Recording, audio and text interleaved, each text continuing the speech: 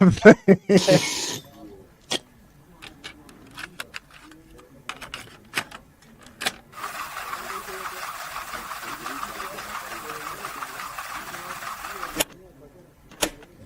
you seen that replay, buddy? All right, man, I'm done talking to you. You can't be done talking to me right here facing me. I back. Trust me, I back. Damn it! 60 G's, baby! But I'm not impressed by your performance. It's normal. Come on, guys. It's normal. You'll do nothing. You'll do nothing. I'm the man of the hour, Joe. Too sweet to be sour. What you see is what you get, and what you don't is better yet. I'm the women's pick. I'm the men's regret. And if you win against Chael Sonnen, you made a bad bet. I don't have much left to say other than you have seen nothing yet.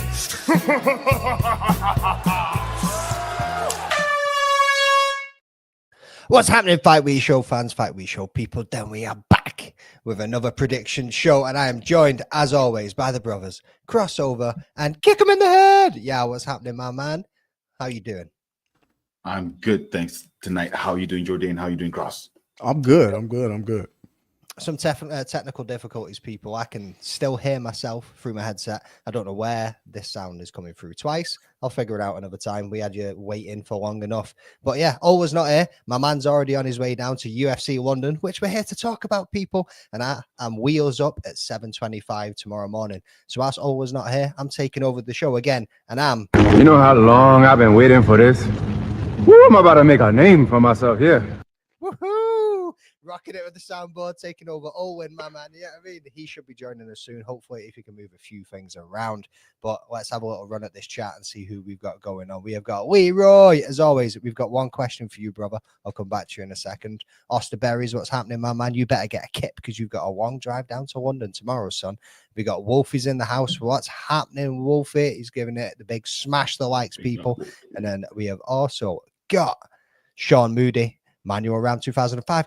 Big ass name, bro. You need to fucking shorten that down. I'm telling you, like, that's getting too much. And then we got some roll bit in there, and then we got the soundboard. Sean is about to wreck shit up. You know it, brother. Bro, you know it. You know what I mean, we were just talking about it. Hey, I'm not gonna lie, boys. I've only got 8 of them set up so far. It's not as deep as Owen's is yet. But anyway. Let's get into this card, people. Let's bring up these pictures. Let's stop chatting shit. Jordan, wait. Your soundboard is so good that Jax can hear it all the way from the basement. Shots fired. Sorry, Shots already. Bang, bang. I had to. Jax. You got knocked the fuck out! Oh, I'm gonna love this thing. I'm absolutely gonna love this thing. But yeah, let's get onto the scoreboard first and foremost. Yeah, I mean, let's just refresh people's memory for where we got up to last week. So Yao, kick him in the head, sitting pretty with 84 points at the top. Osterberries just underneath him, 77. Ola coming in 76. That precious 1 point away from Osterberries, and he's got him in his crosshairs this weekend, people. Underneath him, you've got Crossover and myself and MMA Anomaly. Neck to neck. Yeah, I mean, which one of us is going to break away this weekend? Who's going to hit the dog of the week? Cage Scribe, we ain't concerned about him. And Jax, bro, 2 of these guys missed a week each, brother. What is going on? What is going on? Like, and you also need to start hitting your dogs of the week too, to be honest, my man. Yeah, I mean, 2 of them out of 6 of them. Once them things start rolling, you'll start climbing. I believe in it, and I believe in you. But let's get into this first fight of the night, ladies and gentlemen. We have got Guram Kutateladze versus Kaue Fernandes. Somebody want to help me out with that? Anyway, 13 Cow. Close Kaue enough. Fernandes. That'll work. We were there in this lightweight bout. We got 13-4-0, 9-2-0, 33-30, 180 centimeters to 175, and 183 reach to 185 reach. You know what I mean? Shorter man's got more reach on it, so it should balance out a little bit. But Crossover, give us those odds, brother. Guram Kutateladze is a minus 450 favorite. Kaue Fernandes is a plus 350 underdog. Boom. Right. Let's go counterclockwise on this one, and then we'll rock and roll. So, yeah, we're going to come to you. So with this one, I'm going with Kutateladze based on, right now the Georgians are in ascendance. He's got, what's his name? Ilya Topuria in his corner. Plus, Cowan's very brand new in the UFC. I wanted to go for him in his last fight that got canceled because he got a head kick win in his last fight before coming to the UFC. But I think Guram's going to have just a little bit too much for him in this fight. And I think the odds are fair, at a plus 350. So I'm going with Guram Kutateladze. Wicked. Cross? I'm going with Guram as well. I think in the striking, this fight will be kind of interesting. Fernandes is really good kicks, as my boy Yao just said, got a head kick KO. I think Guram's going to try and stay inside in a little bit of the boxing range and then mix in a little bit of grappling. And I just think he has more ways to win. Yeah, pretty much everything that you guys. Oh, I think I fixed it. I clicked on something. It seems to have gone away. Get in, boys. Sorted. So Guram Kutateladze, let's definitely be going with a favourite on this one. I think he's just got more ways of winning this fight, to be honest with you. His striking's always crisp. He's always in a decent fight, and he's entertaining to watch. I cannot wait to get there tomorrow, boys. I'm not even packed yet, but I cannot wait to get there tomorrow. I've got tons of shit to do, but I'm ready. You know what I mean? Right, let's get on to this next one. And let's have before we do that, let's have a quick little look at this chat. Juice Man, what is happening, dude? Cheers for joining. Chris Padilla, Molly L. Yeah, she was a bit fired up at those weigh-ins, wasn't she? You know what I mean? So we've seen her get like that before and then lose the fight. So it'd be interesting to see how it goes. Leon's a lock. Don't know about that, brother. Don't know about that. And then we've got Holland and Jan. Man, Juice Man is firing. Man. I mean, you're all over this. Combat Sports Today. What is happening, boys? Cheers for joining as always. You know what I mean? Oh, big Tomar. Like that. That is also a shout too, but we're going to get into that one in a second. Let's hit that like people button. Let's hit that like people. Hit that like button, people. There we go. Yeah, mate, it's been a long day. Anyway, up next we've got Kaue and Loughran. Up next we've got Kaue and Loughran versus Nathan Fletcher. 9-2-0, 9-1-0. Pretty even odds on these ones when it comes across their records. So you got 28 and 27. Yeah, I mean, not much in height, not much in the reach. A little 5 centimeters for Nathan Fletcher. Ireland versus England, and Cross hit us with those odds. We've had a little movement. Loughran is a plus 110 underdog, and Nathan Fletcher is a minus 140 favorite. Boom, I'm sticking with you for your pick first, my man. I'm going with Nathan Fletcher. I think the grappling is going to be too much from Loughran. He hasn't really defended many takedowns in the UFC, and, Fletcher just constantly on the wrestling. I think it's just going to be too much. Fair. Is that everything? Yeah. I feel like you come to a sudden halt there. My bad, dog. I don't want to do too much, and then you guys have nothing to talk about. Hey, I'm trying to look out for my boys. Boom. Right. You're the man, bro. You're the man. Yeah, bro. That was just like, I was like, all of a sudden. This one I kind of went a little bit back and forth on. You know what I mean? Like, we've seen Nathan Fletcher obviously come from, was it the Ultimate Fighter that he was on? And he had some adversity in there, kind of struggled a little bit at times. Like we've seen him, obviously seen him fight in Cage Warriors, etc. before.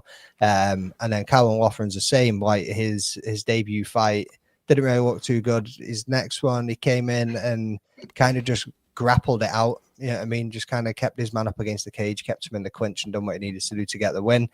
And it's going to be interesting to see if the experience that Kaue Loughran's already had is going to outweigh what we're going to see from Nathan Fletcher. But I'm going to go with Fletcher on this one. We obviously had Next Generation MMA get 4 out of 4 last weekend at Cage Warriors in Manchester.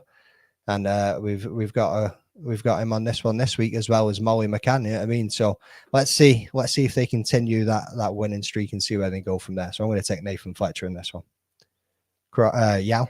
Look, it's the luck of the Irish. It's just past St. Patrick's Day, and honestly, thank you for pronouncing his surname because I pronounced it completely different. But I'm going for this one. I think. Let me hear it. I said Loughran. I got the whole G and an H because where I'm from, we pronounce that shit. We shit. So I'm going with him because I think he's got more experience in the UFC than Fletcher. He's gone through, I think, 4 decisions in the UFC since getting there. 2 losses and I think 2 wins. He hasn't had any KOs since his Cage Warrior days, but I think that experience he's had is what's going to give him the edge over Fletcher in this fight. So I'm going with Loughran. Wicked. See, I wasn't the only one. I legit thought crossed over on the stream froze. Brother just stopped. You know what I mean? I was like, what is going on here? Hey, I get going. I'm like, hold up. I don't want to overdo it now. Nah, they ain't going to have anything to talk about. Bro, you want to eat all the meat on that bone, you go for it, my man. You know what I mean? You fucking fire it out there. Don't leave us with nothing to chew on. You know what I mean? Save it, Leroy. Boom. What have we got up next? Boom. Oh, this fight really isn't anything that I don't think anybody's too excited for this one. So we got Shauna Bannon versus Puja Tomar, 6-1-0, 9-4-0. Both of them coming in 31. Not much in it in height. Goddamn 15 centimeter reach advantage for Shauna Bannon. Fighting out of Ireland and India. Crossover. Let's hear those odds. Shauna Bannon's a -170 favorite, and Puja Tomar is a +140 underdog. Boom. Cross. Yeah, it's literally a coin flip. I'm gonna go with Bannon. Puja Tomar in her UFC debut. I actually thought she lost that decision. She used a lot of kicks, but I mean, that's about all I got really. Fair. For me, yeah, I mean, this isn't like an exciting matchup at all. Shauna Bannon is a bit of a decision merchant. You know what I mean? She'll kind of grind it out. And I feel like it's just one of those ones, isn't it? You've just got to kind of, it's on every single UFC UK card. She's always on the cards, and it's one of those ones you just got to kind of sit through. I feel like if it goes to the judges, unless Tomar does something that's really, really like, I wouldn't say special, but if she actually just manages to actually control the fight a lot more and clearly win it, I feel like the judges will probably go to Shauna Bannon, just being the home crowd. You know what I mean? I think that's the way it's going to go. But it's going to be 3 rounds. Bet the over. And I'm going to take Tomar in this. Ooh, first underdog of the night. First underdog. I'm going to take Tomar in this one. Yao? I'm going with Tomar in this one.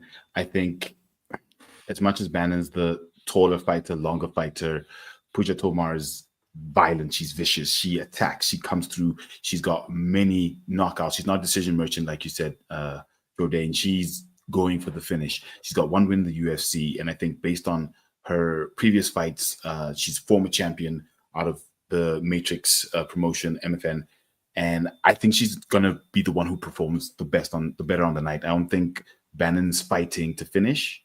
Tomar is. So for me, Tomar. Wicked. Yeah, no, that was one thing I did forget to mention was the finishes that we've seen from Tomar as well. But yeah, we all know that S-Dogs is going to be sitting pretty on that one. He's going to be absolutely loving that fight. So up next, we have got Andrey Pulyaev versus Christian Leroy Duncan. Anybody got a better pronunciation on that one? No, that works. That works. That'll work. Yeah. 9-2-0, 10-2-0, 27-29. And 193 centimeters to 188, and not much in it in the reach at all. Fighting out of Russia and England. Cross. Andrey Pulyaev is a +410 underdog, and Christian Leroy Duncan is a -560 favorite. Boom. Who we coming to now? I've kind of lost track in which way I was going there. Fuck it. I went last. Sound. Yeah, you can have it. You're muted, so brother. You're muted. In this fight, I'm definitely. Oh, there you go. You're good now. No ways, I'm muted. No. You're good. You're good now. You're good now. You're good now. Not today. Not today. In this fight, I'm going with Christian Duncan. Pulyaev is off the Russian circuit. He's only fought in the Contender Series, so he's very green to the UFC. And I think the experience from Leroy Duncan is going to come through in this fight. So I'm definitely going with Christian Leroy Duncan. Struggling with that name a little bit, bro. Yeah, Cross. I was, yeah. I'm going with Christian Leroy Duncan as well. Pulyaev makes his UFC debut. I think Christian Leroy Duncan is high level. Unfortunately, his last fight, he was in there with RoboCop. But I definitely believe in him. Has a lot of skills. Very good on the feet. And yeah, CLD for me. Yeah, CLD for me. Full house in this one. I feel like it's going to be a full house on the cards as well, to be honest with you boys. Like you say, the experience that he's had in there, the fighters that he's already come up against him. We see it like he's got power, but I always expect more out of him. He's a big, massive dude. He looks huge. I always expect like, oh, we're going to get a finish in this one. And he can be dangerous. He can get a finish. But usually from most of the fights that we've seen him, he ends up going the distance. But he goes the distance and he knows what he needs to do to get the win as well. So obviously he did lose his last fight, didn't he? But that was against somebody very experienced. So I can't knock him for that, to be honest with you. But I did expect bigger things for him than what we've seen so far, but I'm going to back CLD to get this one done as well. So what we're saying here, Lakers in 5, my G's. Does that make sense to you, Cross? Because it don't make yes, sense it does. It's the thing. Shannon Sharp always has all these saying, and then at the end says Lakers in 5. Okay. Americans, bro. Americans. Next Bro, up, that was the thing flying right past my head. Yeah, like straight away. Yeah, oh, it's an American thing. There's a joke and I missed it. Marcin Tybura versus Big Mick Parkin your car. You know what I mean? So 26, 9-0, 10-0, 39 and 29, 191, 193, 198 to 201. Not much in this at all. Fighting out Polski and England. Crossover. Give us those odds. Marcin Tybura is a +110 underdog, and Mick Parkin is a -130 favorite. Ooh, he's in the house. What's happening, son? Ladies and gentlemen, How we doing? Boys and girls. What's happening? MMA anomaly. What's up, Olin? Man, I had to jump up in here. I saw this guy's got a soundboard. It's making me feel a little bit intimidated. About to have a duel in here. Turn that shit off, brother. You know what you're told. Cross. Yeah, you and me left out of this one. Yeah, we the odd guy out now. And then we got to step it up, brother. Yeah, I mean, I'm gonna smash your boy. Who the fuck is that guy? Hey. We're just going to have a soundboard battle here on this one. Yeah, I mean, boys. I'd like to take this chance to apologize to absolutely nobody. The double champ does what the he wants. Right, let's get into it. Let's get serious. So obviously we're going Marcin Tybura and Mick Parkin. Owen, take the stage, brother. Man, I'll be honest with you. I know a lot of people are riding on this Mick Parkin guy, but I'm not with it. I think it's a huge discrepancy in experience when it comes to this fight. You got one guy with 10 fights in total. And that was Owen from MMA and Normally. We ain't listening to that shit. Wow. The disrespect. Yeah, the disrespect that just came out of your mouth. Yeah, I mean, shut your mouth. Brother, come on. Don't be a jackass. Yeah, I'm not going. Hey. You use AI to come up with your soundboard, bro. Like, it's so quick with it. No, brother. I have it all dialed in, man. He's got just as much as experience with that soundboard as Marcin Tybura does in the octagon. Exactly. Yeah, and that's the point I'm trying to make, bro. Yeah, he's got a professional setup over there, brother. Like, he's always ready and knows each and every point where they all are. He is locked in. Trust me. I appreciate that. I really do. Oh, man. Yeah, I mean, look, it's 10 professional wins against a guy that has 26 wins and 9 losses. Like, I always say, I'm a firm believer that you don't lose inside of the octagon. If you're doing things right, you win or you learn. 9 losses on your professional record, that's a lot of learning, man. That is a lot of learning.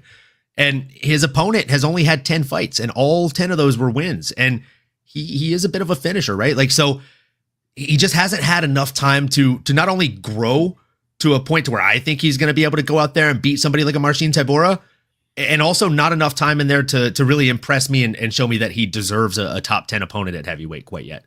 But kick me off my pedestal here. I could definitely be wrong. Somebody sell me. Yeah. Anybody want to do it? I'll do it. Big Mick Parkin is going to smash your boy. You know what I mean? I'm gonna smash your boy. He's going to come in there and he's going to get it done. Mick Parkin always finds a way. He's training with Tom Aspinall and some of the best top heavyweights that we can get in the UK. You know what I mean? He's even got James Webb going in there. He's got Modestas Bukauskas, obviously a light heavyweight, but still, he's training with big boys day in, day out. You know what I mean? He's training with the heavyweight champ. They ain't taking it easy on him, brother. They ain't taking it easy. This man can get it done all the way around. Don't get me wrong, a knockout over Lucas Bresky ain't that impressive. I actually need to get Shania Twain on this thing. that's my next soundboard. It's going to be Shania Twain. Don't impress me much. Yeah, that's definitely getting added on there. So I can understand it from that point of view, but the man is so well-rounded. He knows how to win a fight. He knows how to go around and to win over 3 rounds. You know what I mean? He can drag it out. He's got the grappling. He's got the know-how. And I know he's coming up against Marcin Tybura, who's got some decent grappling about him. His striking is all right. It's not phenomenal. It's all right. Yeah, I mean, I like you say, he's got the experience in there, and he has been a top 10 heavyweight for a long ass time. You know what I mean? And there's a reason for that. He ain't no slouch. I said this when Tom was fighting him too. Everybody was like, "Oh, Marcin Tybura." I was like, he ain't no slouch. The reason he's been, I mean, there's only 30 fighters in the heavyweight division anyway, but nonetheless, I think Big Mick Parkin is going to be able to get this one done. I think it's the step that he needs. I think it is definitely the fight that he should be getting. And I believe that he's going to have a number next to his name after this weekend. Yow. Honestly, now I'm worried about my pick. I've picked Mick Parkin. I looked at his record, looked at Tybura's age, but now I'm suddenly convinced by Olin that I should go Tybura because in his 4 fights in the UFC, he's gone to 3 decisions. Only, like you said, the last win over Lucas Brzeski was a finish in the first round. But is that good enough to take on a Marcin Tybura with all that experience? And if you look at who Marcin's lost to, it's guys in the top 5, top 10. Whew, it's a tough pick, but look, I'm going Mick Parkin. But I guess at this point, logic says Marcin Tybura, who stopped 2 hype trains in his career, guys who came in with 100% records, and he broke their streak. So he's used to doing this. So it's his game. So I think based on that, Marcin Tybura. Cross. I gotta go with my boy Olin with Marcin Tybura. You know, another little thing to add on. 2025, as we've seen, has been the year for undefeated fighters to lose their O. Marcin Tybura, the grappling, when he gets on top, he's just so heavy. His top pressure is really good, and he's got submissions, and the ground and pound is legit. Then on top of it, you know, Mick Parkin's takedown defense isn't too great, and I think if Tybura gets him on the ground, it's just a recipe for disaster. You're just a bunch of fucking haters, bro. Let's give a big shout out to Ola. Big up the chat, McDane, Cross, Keith, and obviously now Owen too. And a big happy birthday to Nick Osterberries. Let's fucking go. Hope you and the missus are enjoying London, mate, whatever you're up to just now. Have you been out for something sweet, or are you just chilling with a couple of drinks? Looking forward to meeting you tomorrow, brother. Let's go. Can't believe we've been doing this for so long and I've never met this man. Yeah, I mean, like I said, we tried to meet him at Cage Warriors Newcastle, and he ducked, dipped, dived, and dodged. But I'm going to find him tomorrow, and we're going to get that face off outside the UFC sign. Let's go. It is going to be happening. Next up, we have got Loughran Kavanagh versus Felipe dos Santos. 8-0-0, record of 8-2-0 for dos Santos, 25-24, 163 centimeters to 170. I mean, Loughran Kavanagh is a short guy, but he fights like an absolute animal. 170 centimeters reach to 178, fighting out of England and Brazil. Cross, hit us, brother. Loughran Kavanagh is a minus 280 favorite, and Felipe dos Santos is a plus 230 underdog. Yeah, let's come to you. I'm going with Loughran Kavanagh on this one. I think similar to Tybura, his 2 losses over Felipe's no losses, I think just might give him the edge. He's on a current 10th fight winning streak. Like you said, he fights like an absolute savage. Mostly KOs, but I'm going with Loughran Kavanagh on this one. I think he's just going to have the edge over Andrey Lima. Boom. Crossover? What are you saying, bro? I'm going with Loughran Kavanagh too. Just like you guys said, man, fights like an absolute savage. We love it. We'll say this though, Felipe dos Santos is a gamer. He will come to fight, and this isn't going to be just Kavanagh just walks through him. This is going to be a little fun, but I'm definitely going Loughran Kavanagh. Yeah, same. I'm going with Loughran Kavanagh as well. Again, potentially a full house, but I feel like Owen might have a trick up his sleeve with dos Santos because he is a slippery motherfucker. Yeah, I mean, this isn't just going to be a walk in the park for Loughran Kavanagh. Obviously, he had a great Dana White Contender Series. He had a great debut into the UFC. And I imagine being at the home crowd and being with GBB top team, he is going to have a fantastic night tomorrow night as well. Owen? Absolutely, man. I mean, I like both these guys. It's one of the fights that I don't want to see happen because I think both of those stars are starting to burn pretty bright. And unfortunately, on Saturday, one of those stars is going to come crashing down very quickly. I think Loughran is the better, more well-rounded fighter. Again, going back to the fact that his opponent does actually have losses, that means he has had opportunities to learn about the holes in his own game and hopefully correct those holes, right? We've already seen him start to correct the holes that he had since joining the UFC and fighting the UFC.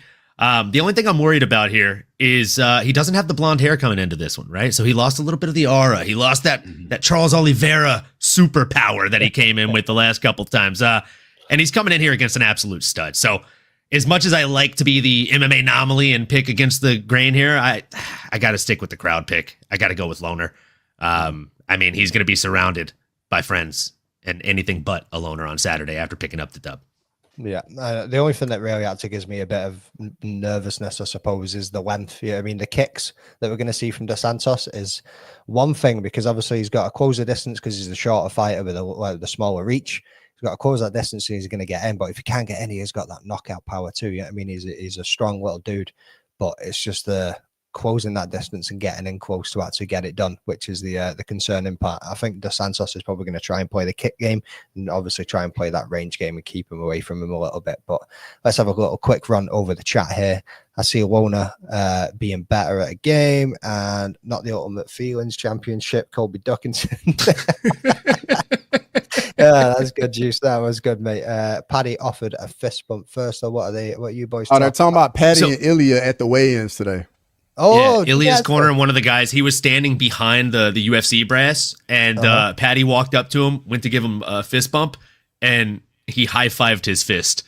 It was like minus 10,000 aura points, like that, as the kids would say. It was bad. Yeah. Especially after his last quote on the record about Paddy Pimblett was, "If I ever see him again, I'm taking his head off his shoulders."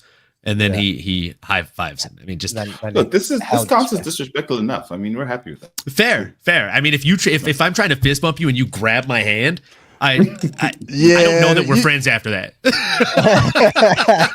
It's like he made you feel small in that moment. Just grab your hand. Yeah. Why'd you do that? Why'd you do that to me? I know what I'm doing to Owen the first time I meet him. Hey, but back to the Loughran Kavanagh Felipe Dos Santos fight. I wanted to just throw a little something in there.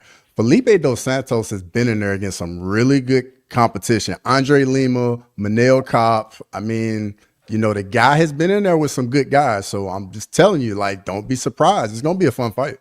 It's going to be a fucking absolute belting fight. I mean, so what else? Getting him at plus 225 is nice too. I mean, you don't get him at that kind of dog odds.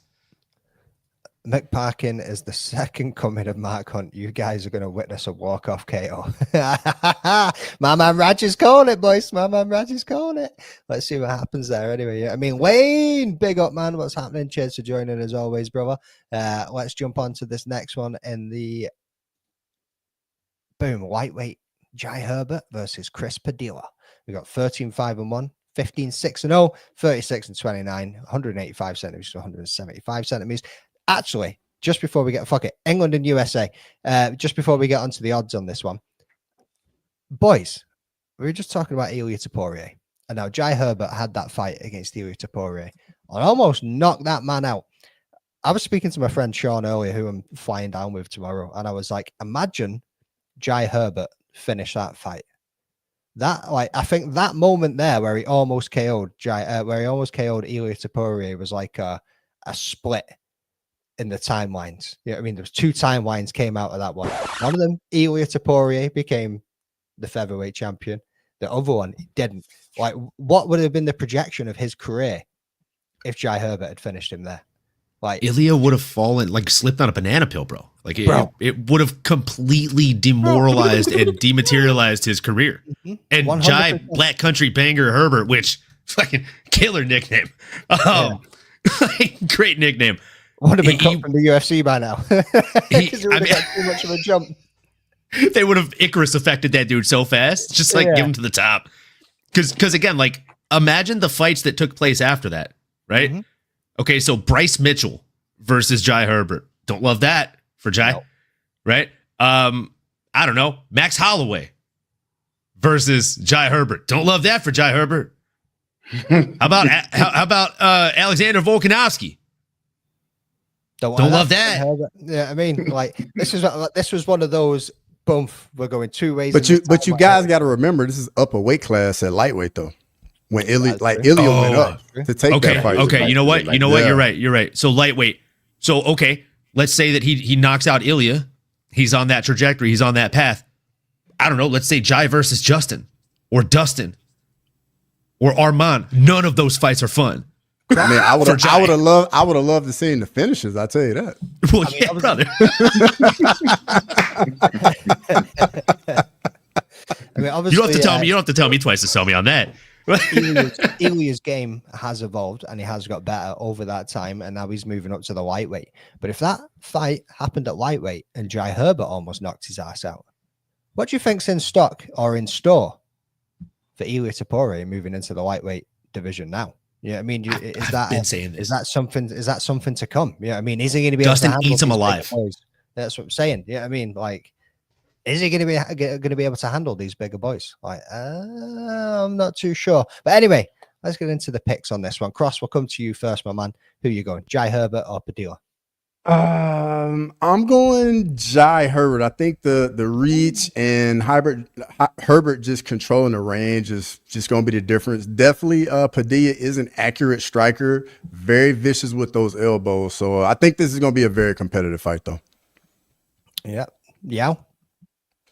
I'm going with Herbert. Why? Honestly, that head kick on Topuria, for me, that sealed it as to why I needed to go with him. Padilla's done some great work, but Jai Herbert, although my bigger concern is that as far as the odds go, I picked too many British fighters in a row, and odds don't favor that. So at this point, I'm skirting the red line of overcommitting on the British fighters, but I'm going Jai Herbert.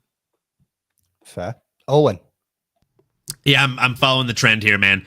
I like Jai in this one from a betting perspective. I mean, it's a pick 'em right now. There is no favorite. There is no underdog. So for me, it's a close fight, and it's too close of a fight for me to really put a dog in the race. But gun to my head, give me Jai here. I think he's going to utilize the range to his advantage.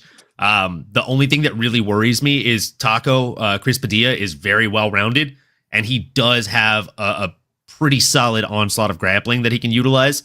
If he's able to get on top, I see him making this a very long and tiring night for Jai Herbert. If he's able to get him down early on, it's even worse because he's just going to sap all the pop and energy that he brings to his striking out of the arsenal very early on. Yeah, 100%. And on everything that you've just said, I am going to go against the grain, and I'm going to take another underdog and Padilla. Yeah, I mean, I always feel like Jai Herbert could find a way. It's pick 'em odds. There's no underdog. Whatever. Yeah, I mean, he's an underdog on this show, Cross. That's just like that time that what's her name said she won after it was actually a draw. That's literally what she just did, bro. Why are you gay? I can't. I'm just throwing that out there, bro. I'm just throwing that out there. Yeah, so we're going against the grain, as I was saying before these dudes interrupted quite rudely, to be honest with you. Yeah, I mean, yeah, I'm the host, boys. Just let me say what I'm going to say. You let always chat shit all the time. Just let me chat a little bit without calling me out on it. Yeah, I mean, I feel like Jai Herbert can always find a way to lose a fight. So I think that's what we're going to see in this one. I think the grappling is going to prove a little bit too much for him. And I can see it going to 3 rounds and Padilla taking it. But let's move on to that next fight before you call me out on any more of my bullshit. Up next, we've got Nathaniel Woods versus Morgan, the Pirate. Or the last Pirate, whatever his fucking name is. Charriere. Where's Leroy to jump in here with a little French accent? With 26-0 for Nathaniel Woods, 20-10-1 for Morgan Charriere, 31-29, 168 to 173 centimeters height, and 175 to 175 in the reach, quite even there. England versus France. Yeah, I mean, battle of old crossover. Give us those odds. Nathaniel Woods, a +120 underdog, and Morgan Charriere is a -140 favorite. Where did I go last time? Eeny, meeny, miny, Owen. You're going first. Well, I mean, a lot of people are loving the Pirate in this one. The last Pirate. I like the way you said his last name. the first time you said it. Little pizzazz on there. Charriere. Rhymes with derriere. That's always fun. I'm going against this guy, though. I mean, he is the favorite here. Slight favorite, right? This isn't a heavy dog favorite situation. And I think, again, just like I said in the last match, but in kind of polar opposite fashion here, I'm going with the guy that I think is going to bring a heavier grappling onslaught in Nathaniel Wood. And again, you have a guy that's 20-10, you have a guy that's 20-6. Very similar records, but the difference is Charriere, he has just barely made it to the UFC. He doesn't have a wealth of experience inside of the UFC octagon. And I mean, let's just call a spade a spade. The guy's had more canceled bouts inside of the UFC octagon than he's had bouts that have taken place. There's a situation there, right? It's not always him pulling out. So it is a two-way street. But at the same time, like, this guy just simply hasn't had enough time to grow and foster the skills needed to be at the upper echelon inside of the UFC. Whereas his opponent, man standing across from him, Nathaniel Wood, who, I mean, missing an opportunity by not making his nickname carved of or made of wood would just be amazing to hear Bruce say. I mean, the prospect, can we even call him that anymore, has had a lot of fights inside of the UFC octagon. And, you know, some have gone well, some have not gone so well. But he's been around long enough to fight the John Dodsons of the world, right? The Johnny Eduardos of the world. And those are the types of names and time that builds experience that you need to win these types of fights. He's going to dig deep. It's not going to be the funnest fight on the fight card, boys. I don't think it wins fight of the night. And I just think Nathaniel Wood wins possibly a boring decision here. Boom. Yeah. You know, Owen's giving me a lot of stress with these picks because he's making a lot of good points. No. Like, Owen could be playing mind games here, brother. Don't listen to what he's got to say on the panel and think that's what he's going to put in for his picks. You know what I mean? Like, this man here is getting you that. This man right here plays those games. Yeah, I mean, stop listening to these brothers and do you, Yao. Do you? There's a reason you're at the top, bro, and it's not from listening to these motherfuckers. Especially that. Well, the thing is, this one was really close until he like fucked up last week, 2 weeks ago. Like, he was like on my ass. Like, he was just, anyways. Mistakes were made, man. Mistakes were made. Decision merchant. If it goes to decision, definitely Nathaniel Wood. But I think Charriere is going to find a way to finish it. It's only 3 rounds. He can push the pace. I don't think it's going to go all the way. It's going to be tough, going to be close, but I'm going with Charriere in this one by TKO, probably in the end of the second, maybe somewhere in the third. Maybe he slips in a sneaky guillotine or RNC and finishes the fight, because I spoke about it earlier. Decision merchants don't necessarily try to finish the fight. And when you come up against someone who's trying to finish you consistently, sometimes it just doesn't go your way. And I think that's what's going to happen in this fight. Fair shout. I'm going to jump in here, and I'll also say that the thing that kind of stumped me on this one too was Nathaniel Woods kind of starts off a little bit slow sometimes. You think back towards that Naimov fight, you know what I mean? And don't get me wrong, towards the end of it, he was on top of Naimov, had some dirty tricks in that fight. He was grabbing the cage, he was holding on to his glove, he was doing all the rest of it. And he was on top and he was laying into him, but it was just too little, too late, unfortunately. And based on where it was in the world, he was never really going to win that fight. But saying that, you do lean on the experience of what Nathaniel Woods had. Obviously, his activity has not been phenomenal. It's usually only like 1, potentially 2 fights a year at the most, you know what I mean? But I feel like that experience is going to take him over the edge, and over the 3 rounds, he is going to be able to grind this one out and get this one done. But the Frenchman is very dangerous, just for the pace that he pushes from right out the gate. You know what I mean? Those opening rounds, I hope Nathaniel comes out fast, and I hope he comes out with something that Morgan Charriere won't be expecting. Cross. Man, to me, this is a very tough one for me to pick. Like, Nathaniel Wood's just such a scrappy dude, always in there, just really tough guy. Morgan Charriere, I think he's a little more technical, but I'm just going to go with the scrappier guy. Give me Nathaniel Wood. Fair. Let's have a little look. Who we've got next? Oh, this one's going to be a banger, boys. Jordan Vucenic versus Chris Duncan. 13-3-0, 12-2-0, 29-31, 178 in height for both of these men, 185 to 182 centimeters of reach. England versus Scotland. Yeah, I mean, this is a battle that goes back hundreds and hundreds of years. The Battle of England and Scotland is older than America, boys. How about that one? Yeah, I mean, like, you can go back fucking 1100s, 1200s. These brothers have always been fighting. You know what I mean? America didn't even exist when these dudes started fighting. That is one way to start looking at it. You know what I mean? Both of them have got knockout power. Both of them can scrap. Is the problem going to get it? Or is Vucenic going to sneak it in there with his second fight in the UFC? Crossover, let's start with you. Yeah, brother. I was on the same kick, man, thinking about Braveheart and William Wallace with the Scotland versus England matchup. Duncan, for me, he's a little bit more of a brawler. We saw in his Dana White Contender Series fight, got hurt very badly, about to get finished, and ended up getting a finish himself. Vucenic made his UFC debut on short notice. Tough fight, looked very good in it, and I'm gonna go with Jordan Vucenic to get it done. Ooh, Vucenic, by the way. Cross. Yeah, what's coming to you? Yeah, I'm across on this one. I'm going with Vucenic as well. As much as his opponent Duncan is, brawler, he's beaten Bolaji Oki, one of the fans of Fight Week show. I think Vucenic is just going to have just the edge on the feet, definitely standing. I wanted to go Duncan, especially because of his experience, but I think Vucenic, even though he's got a loss in the UFC, his first fight in the UFC, to Guram Kutateladze, who's fighting on this card as well, I think he's going to manage to get this one through.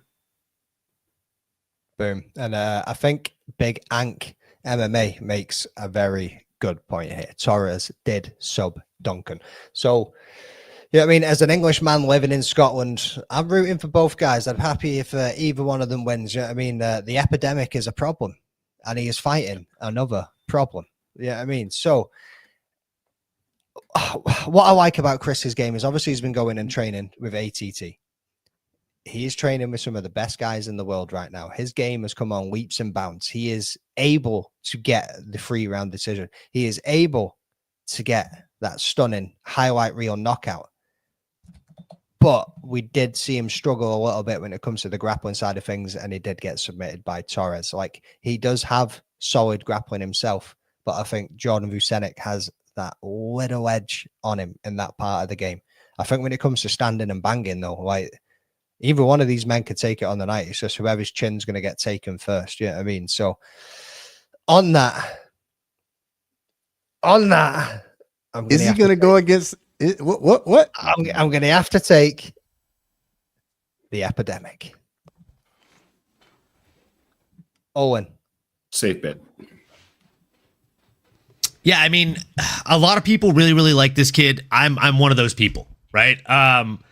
I think the epidemic is a problem. Like you said, pun intended. He is an absolute animal inside of the cage. He did take his last fight on short notice. And I mean, it showed, right? He fought a very tough game opponent in Guram Kutateladze. But I'll be honest with you. I think this might be a bit of the Icarus effect here for the young man, Jordan Vucenic. He has fought and won very, very many times, right? He's got 2 knockouts, 6 submissions, 5 decisions. He knows how to grind. He knows how to work. But if you look at the last 3 people alone that he got finishes over, right? They have a combined record of 39-24. That's simply not the case if you're fighting UFC caliber people.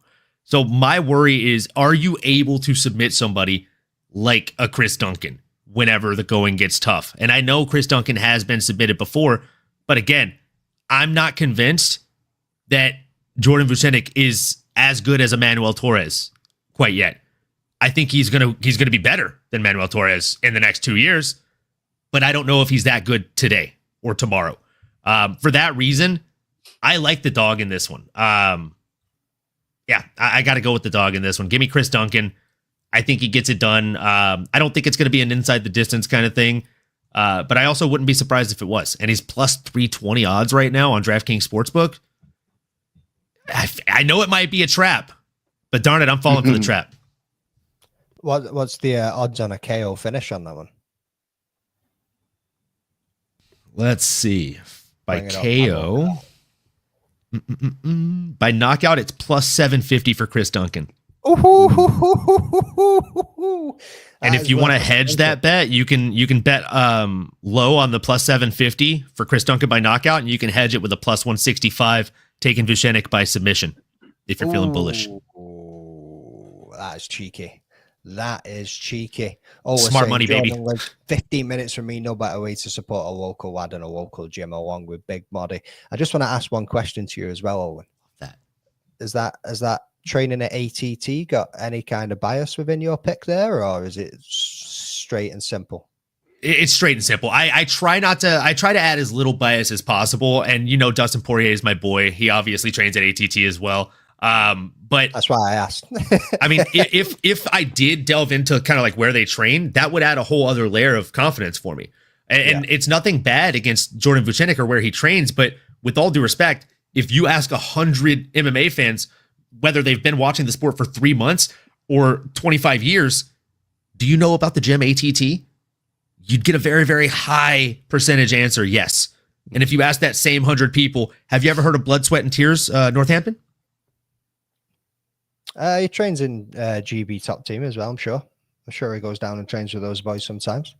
Right. I mean, he mixes it up, but for the most part, he's still doing his camp, back at home, right? That's true. Like, if there's one thing I learned, and I've been to quite a handful of gyms now, I've gone to the AKAs, I've gone to the Victories, I've trained with Dwayne Ludwig and at a couple seminars. Like, training with different people, you learn a lot of different things.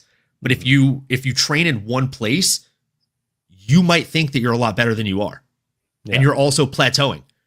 Like, we saw it happen with Luke Rockhold when he went down to Killcliff, right? He went from a really good gym to, with all due respect, Henry Hooft, which he's got good fighters, but he's not really teaching his fighters a whole lot. And that's why we saw Luke Rockhold just completely go downhill. That's the biggest worry for me. I don't think he's ready yet. I think, again, in a year or two, he's got the looks, he's got the attitude, he's got the personality, and the fight skills are just like a step away from being right there for him, I think. I think also, just to throw a spanner in the works of my own pick, obviously you got Chris Duncan training with the likes of Grant Dawson, you know what I mean? So that grappling is going to have been brought up a couple of levels before we maybe see that submission. But sticking with the pick. Let's rock and roll on to the next one, boys. Molly Meatball McCann versus Alexia Tainara. Meatball Tainara. 14-7-0 versus 11-1-0. 34 and 27, 163 centimeters in height for each of these ladies at 157 to 170 on the reach is pretty damn impressive. One fighting out of England, the other one coming out of Brazil. Cross. So Molly McCann's a plus 180 underdog, and Alexia Tainara is a minus 220 favorite. Boom. I went back and forth on this one. Obviously, it's a bit of a short notice fight for Alexia. Molly McCann's previous opponent stepped out, and then obviously she stepped in. I did consider to go with Molly, but you look at her record and how she's done in the last few fights, and I just don't know if she's going to be able to get this one done. You go and have a look at Alexia's record, and she's got a lot of power in her hand. She's got a lot of finishes in there too. That reach is considerable, and there's a reason why she's stepping in there as the favorite. So I'm sticking with the favorite in this one, boys. Cross, what are you saying?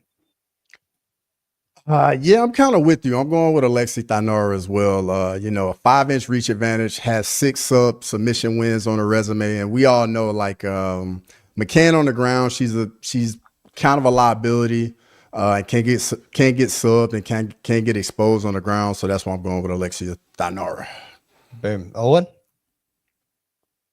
I'm going with Tainara. I think she's going to get it done inside the distance, if I'm being completely honest with you. Molly McCann has lost me money, whether I bet on her or against her. So I can't in good faith put any money on Molly McCann.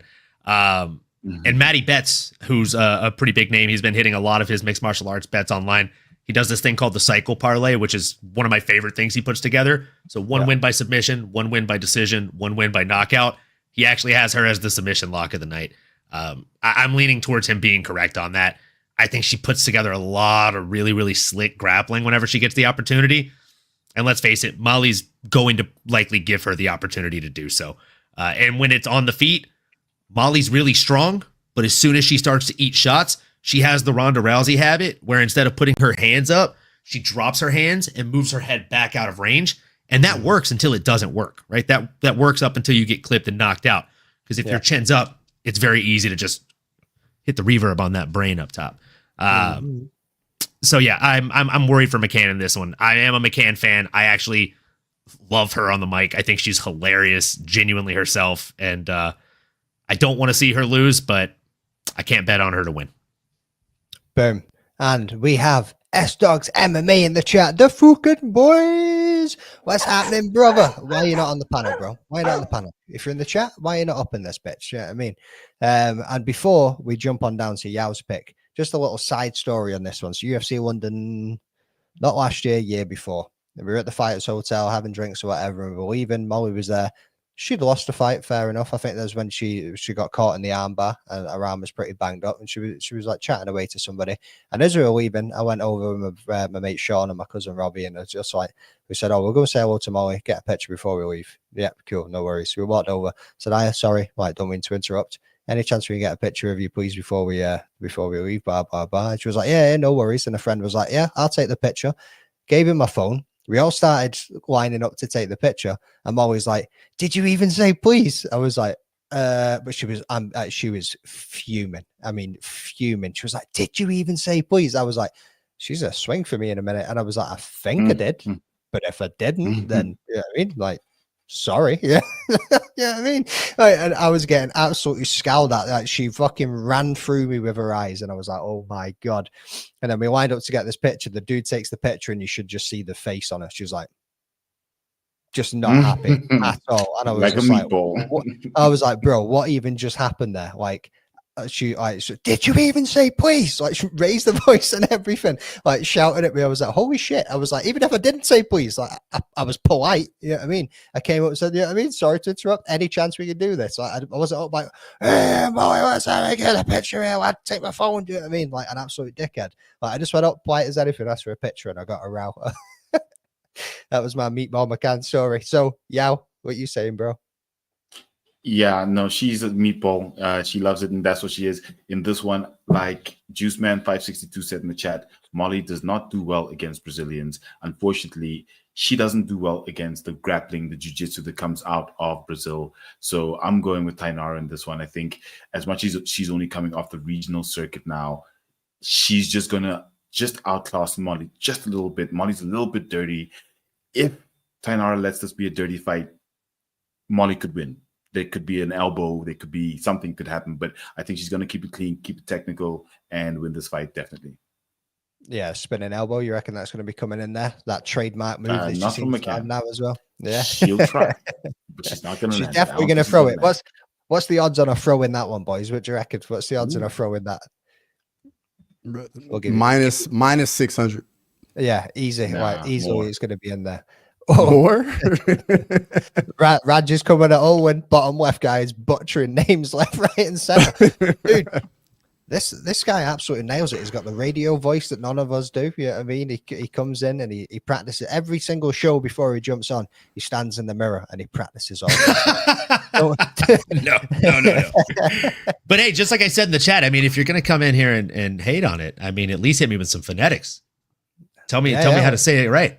Oh yeah, line it out. Let's see how the pronunciation should be going, brother. Yeah, I mean, because trust me, I said that name differently the way that I had heard it, and I had someone in my chat literally yesterday type out the phonetics in a different way, which is why I just said Tainara, because that's how it was literally typed by 3 people in my chat yesterday. So maybe they're wrong. I don't know, bro. I probably butchered it too when I first launched it. I mean, but big shout out to Raj.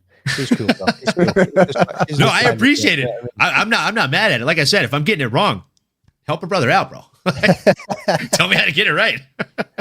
And we're moving on to the next fight on the card. We have got Kevin Holland versus Gunnar Nelson now. When's the last time Gunnar Nelson fought? It's been a little while, isn't it? You know what I mean? 2 years ago, I believe. Yeah, it was a little while ago. And I think, was it 2017? Gunnar Nelson was in Scotland. That was the last Scotland UFC card as well. I'm dying on them coming back up here because then I don't need to spend all this money on hotels and all the rest of it. I can just drive to the arena, watch some fucking violence, and then drive the fuck home. You know what I mean? But nah, they keep going to London. went to Manchester, and now they're back in London again. But anyway, let's crack on with this. Kevin Holland versus Gunnar Nelson, 26-13-0, 19-5-1, 32 and 36, 191 to 181 in height. We've got 206 to 183 centimeters in reach. Kevin Holland coming in there with a reach. And we've got USA, and where the hell is that, boys? Iceland. Is it Iceland? Why is it an S? I don't know. Why would they not just put ice? That not make sense. I think when they do like abbreviations and stuff, they do it out as like like island. Yeah, whatever. Let's just put ice. You know what I mean? That would have been the easiest thing to do. Cross, give us those odds. Kevin Holland is a -100 and Gunnar Nelson is a -120. Boom. Who's not gone first in a while? Yeah, let's come to you, bro. Yeah, so this fight, I'm going with Nelson. He's got an extensive submission game. He's got many submissions on his record. And unfortunately, our boy, the Trailblazer, does not do well against submission artists. We've seen him improving. He's tried. Every time he comes up against a submission artist, he tries, but he just doesn't have what it takes. Yes, he's dropped back down to welterweight where he's more comfortable, he's more skilled than at middleweight. But I think the submission wrestling from Gunnar Nelson is what's going to win him this fight. I think, unfortunately, Trailblazer is going to take an L on this one. Boom. It's funny. Obviously, he's dropped back down, but like I said before, I was talking to my mate Shauna about some of these fights, and he was saying that he's going to be back in Holland, and he was like, he doesn't lose 2 fights in a row, bro. And I was like, but he does, though. I was like, have you looked at his record? He's won in his last 5. Yeah, I mean, 1 in his last 5. It was like, I was like, but he does lose 2 in a row. It's there clear to see on Tapology. Just go and look at it. Yeah, I mean, shit. Owen, let's come to you, brother. Man, shout out Miss Mary in the chat. Shots on Nelson. Absolutely shots on Nelson. Hive mind. Good. I'm in the same spot here. The shot is definitely on Nelson here, folks. I don't have much more to add. I think Yao already took all the meat off the bone, if we're being honest here. He called it exactly how it's going to play. Our guy Kevin Holland has just struggled when it comes to the grappling as of late. And I mean, for most of his career, I truly think that if he switched training camps years ago and decided to just focus on his nutrition and staying at 170, could have been a world breaker. But unfortunately, that ship has sailed. He's not getting any easy fights. If the easiest fight you can get is Gunnar Nelson, good luck, bro. Gunnar Nelson, as y'all said, he has a ton of submission experience. And like, for fun, when he's not out there in the octagon fighting for money, he's like, just having a friendly grappling match with the world's strongest man, the Mountain from Game of Thrones. And I think he like snapped one of his own ribs while he submitted the guy. So that's what this crazy like Viking man does for fun. I'm worried for Kevin Holland in this one. I think he's gonna snatch up a neck or an arm fairly quickly while both men are pretty dry, and we'll see Kevin get an easy paycheck for his show money. But that's about it. That is one thing that you can say about Kevin Holland is like the most active fighter in the UFC or some shit. Yeah, I mean, the man is always up to scrap, and you got to give it to him. Yeah, I mean, hats off, and you got to respect that. But I'm with you boys as well. I think Gunnar Nelson's going to be taking this one. Like we see it too many times when it comes to the grappling side of things with Kevin Holland. He just kind of gives up. You know what I mean? I mean, even in a striking match, especially against MVP now, MVP is unorthodox. He is very, very fruity in the way that he comes about things. Yeah, I mean, and you can see the frustration in Kevin Holland. I don't see a way for him to win this one. I don't think any of the striking that he's got is going to phase Gunnar Nelson. And if it goes down to the ground, he's definitely going to have a little bit more strength behind him to be able to get a submission win on this one. I want to know what Owen finds so funny. But Cross, let's come to you for your pick. Man, on this fight, this one's very tough. Gunnar Nelson, the time off, been out of the octagon 2 years, and then with you guys saying Kevin Holland losing 2 fights in a row, so that means he's due for a win right now. But honestly, the way he's been looking in his last fights, it doesn't even look like he really is coming in there to try and win. He's just showing up for a paycheck, getting paid, and trying to get out of there. And with that even said, it's still tough for me to pick Nelson just because it's a 9-inch reach advantage, but I'm just going to go with Gunnar Nelson. Boom. Yeah. Like you say, he's due a win, but I don't think the maths is going to be mathing when you're looking at it. Like you say, just turning up for a paycheck. Dix Insider says Gunner can't punch his way out of a paper bag. It's not wrong. Sleep him in round 2. That would be interesting to see if he can do it, mate. Gunner doesn't have smothering pressure to make Holland wilt, bro. We will see. We shall see. Yeah, I mean, only one more sleep. Only one more sleep. I'm going to hold you to the Gunner pick normally. I'll see you soon. Oh, Juice Man's coming at you, bro. You willing to put a little shot bet on that, Juice Man, or what? Yeah, I mean, I'll put a shot on it. Holland W all day long. Even Leroy is chiming in that his picks don't really matter. I love Nelson, but I reckon Holland does it before the last bell. Ooh, interesting. 1K in the house. 1K? Cross, have you hit that bad boy? No, I haven't hit it. No? Oh, I thought you might have gone up and hit that. S-Dogs hit it. S-Dogs hit it yesterday. God damn. Let's go, bro. Let's go. You know what I mean? And I hope you got those watch hours there as well to start getting paid, son. You know what I mean? Because he's putting in the work. Let's get it. Let's keep that train rolling, people. If you ain't already following S-Dogs MMA, head on over to that channel now. That's S-Dogs MMA Talk. Yeah, I mean, you'll probably see his name running along the bottom of the prediction show banner. Maybe not, because he ain't got his ass on this yet. I mean, but anyway, get on over there and sub to that man, and let's keep it moving, people. Yeah, I mean, and make sure you sub into each and every one of these legends as well whilst you're there. Yeah, I mean, let's get on to the co-main event, people. And I'm gonna butcher this name, even though I shouldn't do. Yeah, I mean, Jan Blachowicz versus Carlos Olsberg. Yeah, I mean, masterful. Anybody want to chime in with what it is? Blachowicz. Blachowicz. Fuck, I always struggle. I say Blachowicz. That's what I'll say. I honestly, bro, like if there's any name in the UFC I've struggled with for years with, it's Jan. At this point, I'm just going to lean into doing the names wrong for this episode. I'm pretty sure it's Jan Blachowicz. Or no, sorry, it's Blachowicz. Blachowicz. Jan Blachowicz versus Carlos Ulberg. Pretty sure that's how you say it. 29. Fucking hell.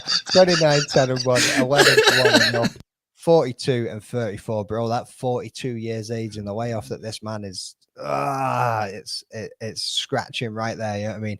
183 centimeters, 193 in height, and then 198 to 196 in the reach. We got Poland and New Zealand coming in this one. You know what I mean? Carlos Ulsberg is every woman's pants favorite. So let's get this one absolutely rolling, and we'll have Owen kick it off for us after Cross has come in with the odds. Jan Blachowicz is a plus 240 underdog, and Carlos Ulberg is a minus 290 favorite. Boom. Man. I think Ulsberg definitely has a shot here. Dude, I'm doing it on purpose at this point. No, I think Carlos Ulberg is definitely going to come out here and take it. But I will tell you, watching the ceremonial weigh-ins today, Jan Blachowicz, the way that he walked forward and stared down that man, I was scared watching it. And I went back and rewatched it, and I noticed that Ulberg literally, when they lock eyes, like 2 seconds goes by, he's locked in, and he has to like look away for a second, like, oh shit. Whew. And then Jan like gets underneath him and starts staring up at him. Like just terrifying confidence coming from the 42-year-old man. I know he's on the wrong side of 40. Hell, he's on the wrong side of 35 in this sport. But the man across from him is just now coming into his prime. Carlos Ulberg. He's 34 years of age, 6'3". And I mean, there's not a huge reach discrepancy here. 1 inch is nothing in light heavyweight. And when you know how to use your footwork and your striking, like Carlos Ulberg is the type of guy that can knock you out with a jab. He's disgustingly strong. He has what we call the touch. And we've seen Jan get hit hard before. We've seen him on wobbly legs. I think this is unfortunately going to be the end of an era, the end of the era of Polish power. It's going to be a tough year, folks. We're going to have to watch a lot of our favorites either get beat and have moments where we think they should retire, or we're going to have to watch some of our favorites retire this year. I think this is going to be one of those nights. Unfortunately, going Carlos Ulberg as a fan of Ulberg and as a fan of Jan. Good shout. Good shout. Yao, what's come to you, bro? Look, legendary Polish power. I can point back to Glover Teixeira winning the title at the age of 42, and I mean winning the title. So I'm going Blachowicz. He knows how to fight these fighters and go to decision, especially with fighters like Olberg, who come with the forward pressure. He hits you. We saw what he did to Ankalaev. Hits you with that low kick, hits you with that low kick. Next thing, your game is slightly off. And the lack of experience from Olberg, not saying he's not experienced. He's 11-1. He's fairly experienced, but like you said, Olin, he's only now coming into his prime. Blachowicz knows how to handle fighters like this. He's handled Pereira. He's handled the best. So I think he's going to eke this one out, try and call for another title shot, and then maybe not get it and then retire. But I think he definitely wins this one. I think, like, you made a very good, solid point with the leg kicks there. Is probably going to put Ulsterberg off his game. I think we also need to... I know Ulsterberg has got some grappling himself. He's had submission victories. I mean, he's pretty decent. But I think Jan's probably going to lean on the grappling side of things. I think he's going to be looking for the takedown. He's probably just going to try and hold him there. He's probably going to try and work his way towards a unanimous decision on this one. But in saying that, I've got to go with the younger fighter. That 42-year-old man coming in off a 2-year layoff after some serious shoulder surgery that he's had, or elbow, whatever the hell it was. I mean, like, I don't know. Yeah, he might have had a wicked stare down. It was a little bit of a difficult one, especially when you're looking at the experience and things too. But I've got to take the younger fighter in this one. Cross. Yeah, I mean, just like you said, Jan Blachowicz, 42 years old, been out almost a year and a half with 2 shoulder surgeries. Father Time's undefeated, and I think we're just gonna see that he's slowed down a little bit. And when you're at the top of the top, once you slow down a little bit, like the gap, like it's very noticeable. And I just think, coming back off the surgery, being a little older, getting back in there, I don't think we're gonna see the same Jan Blachowicz. So I'm going with Carlos Olberg. Boom. And now, ladies and gentlemen, boys and girls, I'm going to let the man himself introduce this one as we move on to the main event of the evening.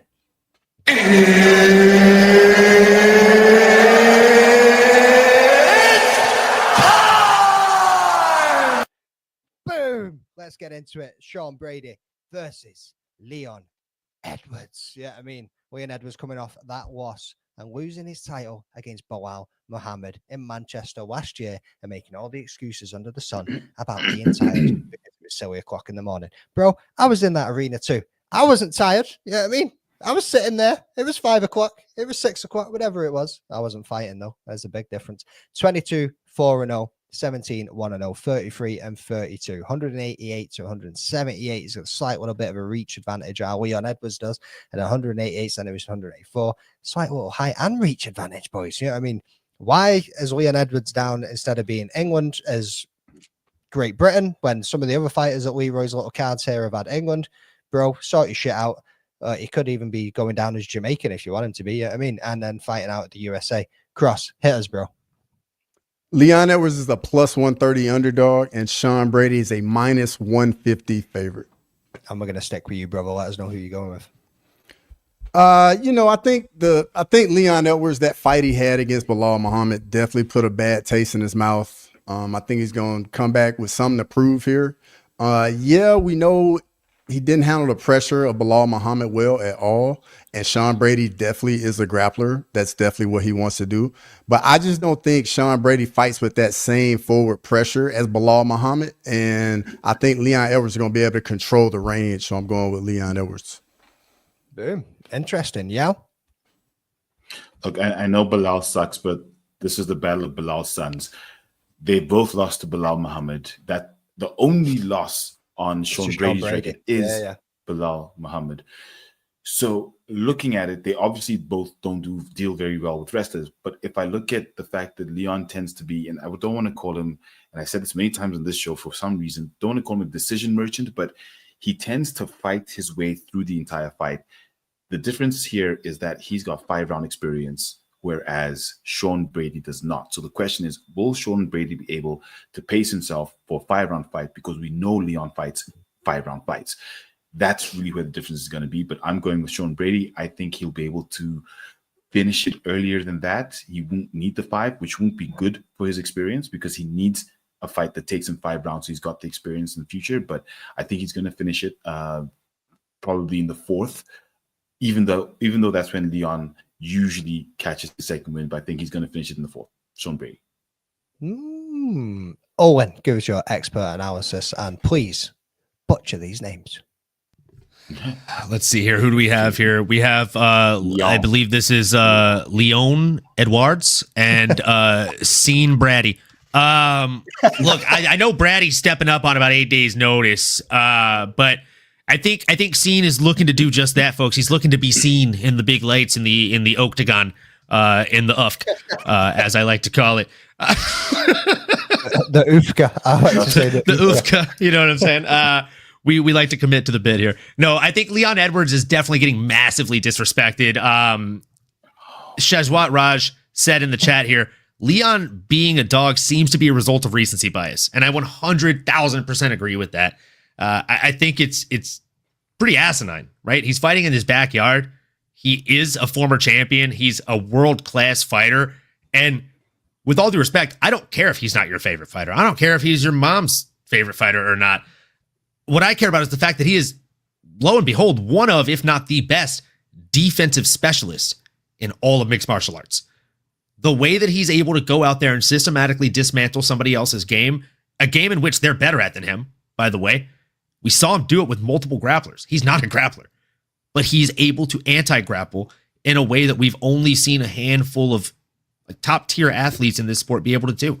I like Scene in this one, Scene Brady. I think he's going to come out here and try really hard to get these takedowns. But I mean, Sean's just going to have a tough night, man. I hope he packed a lunch. As Yao said, he hasn't had to fight in 5-round fights before.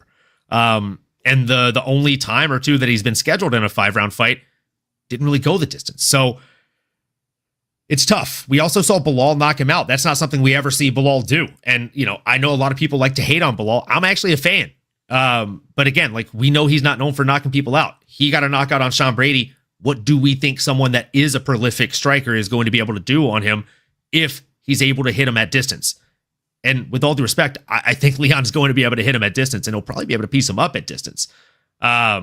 Give me Leon in possibly not the most exciting fight of the night, because I think he's going to be playing a very tactical defensive game plan in this one. He just needs to get a win in front of the crowd. It doesn't need to be fancy. It doesn't need to be flashy. He just needs to get a W on the board. Yeah. I was hoping you were going to hit the "you'll do nothing" button there, McDane, as Olin said that, but let's go. I haven't got it. You know what I mean? I haven't got it. But it took that fucking long to come out with that breakdown. I was sitting thinking. Today, Junior? There's a little snake. There's a little snake in the grass. Hey, sorry, bro. Yeah, I mean, I've only got 8 of them. I've only got 8 of them lined up. He's got to use all of them the whole show. He's got to make sure they all get used. It's okay. It's okay, guys. He just now started training, but you know what we're gonna do? Send him 2-3 years Dagestan and forget. I told him to send me this, and I'm still. He was like, "Yeah, bro, I'll send it." I can't send it to you before I use it on you at least once. I'll send it to you right after the show. Oh yeah. It's just like the gym, bro. I'm not gonna show you how to throw the kick until I hit you with it.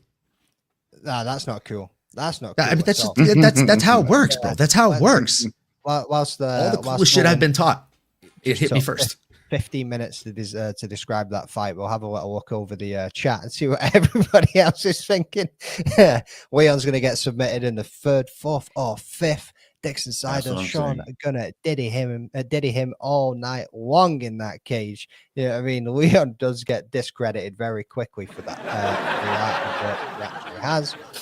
And Bilal KO was all Coach Khabib in his corner, probably 100% right there. I just think the fact that Leon has trained for Usman, Colby, and Bilal back to back will translate to his success against Brady, whose bet win is a washed up Burns. I think. Wait, there's one you missed about the staph infection that we saw on Leon's elbow, which could have put him on antibiotics. I did click it. So, and I was going to touch on it. Yeah, I was going to touch on that too. So just in case anybody else had missed it. But Dixon Sider said only time he cornered him and only time he ever got a finish, which is true. How does McDane not have chi-wee-wees? That's another one. That'll be getting added. shortly too, brother. Don't you worry about it. There was another one that I got that I asked Owen for a little while ago too, and I've not added that onto it yet. But that is can I get a yeah? Yeah, I mean, so that one's going to be coming soon. But yeah, stay tuned for the soundboard updates, people, because it's going to be fun. It's going to be interesting. I've also started clipping a bunch of you motherfuckers. So wait until you hear your own voice come back on a soundboard. I'll tell you that. You know what I mean? Especially with some of the takes that you guys come out with, it's gonna be fun to fire some of them in there. Yeah, for me, I went back and forth on this one. Like Raj mentioned a minute ago, I washed Gilbert Burns. I don't know if you could say I washed Gilbert Burns. You look at that fight against JDM. I mean, he was winning it until he wasn't. You know what I mean? When that big knee came up in the middle and it kind of just took him out of there. I don't know if you can say that Gilbert Burns is washed just yet. Bro always turns up to fight. You know what I mean? And I think how Sean Brady went in there with the pace that he went in with, the grappling that he went in with, that is going to speak volumes if he can do that and get past the range of Leon Edwards. Like Leon Edwards kicks, as we all know, can get him a Hail Mary and save him on the night, even when it looks like he's on his way to losing a fight. Yeah, I mean, don't let him bully you, son. That's another one that's going to get added. But going into this one, I still don't know, boys. I'm leaning Brady. I'm not going to lie. I'm leaning Brady. And I know what you're saying where he is, you see Leon as trained for grappler after grappler after grappler, but hearing that staph infection side of things, as Yao just mentioned, as somebody else commented before, the antibiotics and all the rest of it kind of going into this, and all Leon's been getting asked about all week is Bilal, and I'm thinking, how much is his mindset in going into this? Is he going to be thinking about this stuff too much? Is he going to, I wouldn't say over emotional, but is it going to be in the back of his head this entire time? Is that going to make him twitch and think about the takedowns a little bit too much? Is he going to be thinking more, kind of like we've seen with Ank and Pereira? Is he going to be thinking more about his opponent's game than his own game? You know what I mean? And I'm just kind of thinking, where's he going to be going into this one? I'm going to go out on a limb, and I'm going to take Sean Brady on this to turn up on short notice and get it done. Especially as well, I've kind of got to do it. We've seen a promotion last weekend with Sean Brady on it, and his daughter's name is Vader Ray. And as you know, my daughter's name is Vader Ray. Yeah, you know I mean, so I've got to, as the rambling dad, he's got to back another dad in this one to get the victory, boys. So that rules that out, rounds it all around. What are we saying about these dog of the weeks? Owen, you got some work to do, brother. What you picking? Man, what am I picking for my dog of the week? Let's see. I went back and forth on it so many times. I actually don't remember who I actually submitted. Let's see. I'll tell you right now, though. I actually can't even remember what dogs I picked. That's what I'm saying. I was like, I know I literally typed it up, and then I went back and forth a few times. I actually locked in Marcin Tybura as my dog of the week. Ooh. Yeah. Nice. And then other dogs I picked are Leon Edwards and Nathaniel Wood. Nice. So yeah, he's not getting 3 points this week, boys. Don't worry about it.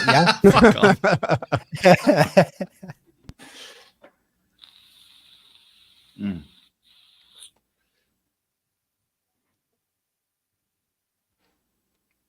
Wait, you waiting for me? I said, yeah. I thought you were looking at your list. You were like, I did not hear my name. Hey, he muted this time. Come on, bro. Okay. my dog of the week, I'm going with Loughran. I think he's gonna Loughran get that win. Loughran, thank you. Name's killing me on this one. Loughran. I think he's gonna win this one. I think dog of the week. It's close enough odds. It's a close fight. He could take it, so he's my dog of the week. And I have like 4 dogs on this card. Ooh, cross. I'm going with Leon here for my dog of the week. I just think, just got a very bad taste in his mouth in his last fight, and it's going to come out looking to redeem himself.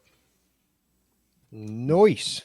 And for the purposes of the show, and only the show, because my picks to Leroy ain't what I've discussed on this. Because ain't none of you been tracking how many dogs I've placed whilst we've been talking on here. It definitely ain't free. I can tell you that. So, Nathaniel Wood. Let's say that. Let's say it's Nathaniel Wood.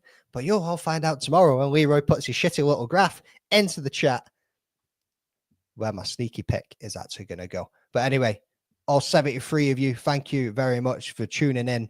we are heading down, well, I say I am heading down to UFC London tomorrow morning, wheels up at 7:25. Can't fucking wait to get there. Can't wait to go and meet Ola. I can't wait to go and watch some of this beautiful violence that we love to see every single weekend. Thank you to all the boys for tuning in and joining with me on this week. Obviously, Ola's not here. Ola, I hope you're having a great time. As I said earlier on, brother. Owen, thanks for joining in late. And a big shout out to just all the regulars that join in every single week. You know what I mean? Doesn't matter what time it's at. Doesn't matter that we're late every week. And that's obviously Dick's Insider. You know what I mean? Raj, you're always jumping in there too, brother. You know what I mean? Anybody else that we've got in there? Osterberry's always joins in. Leroy, unfortunately, always joins in. Moody's always in here. Anakin's always in here. Boom. Juice Man's always in here. Yeah. I mean, obviously Combat Sports Today always jump in too. Like massive appreciation for all you boys jumping in. Make sure if you're not already, you're following the MMA Anomaly Show. You are following Kick 'em in the Head. You are following Crossover MMA and myself, the Rambling Dad. Anyway, up until next time, people. Peace out. Peace.